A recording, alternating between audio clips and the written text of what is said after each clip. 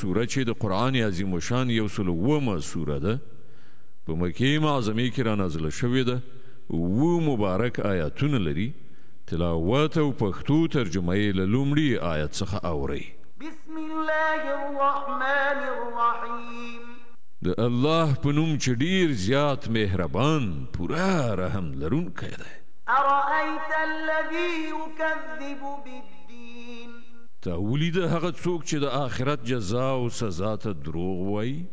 فذلك الذي يدع اليتيم ولا يحض على طعام المسكين دا هماغه څوک دی چې یتیم په سپکاوي سره شړي او د مسکین د ډوډۍ په ورکړه هڅونه نه کوي فويل للمصلين الذين هم عن صلاتهم ساهون الذين هم يراءون ويمنعون الماعون بیا تباهي ده د هغو لمونځ کوونکو لپاره چې له خپل مانځه څخه په غفلت کې لویدلي هغه کسان چې ریا کوي او خلکو ته د عادي اړتیاو شیانو له ورکړې نه ډډه کوي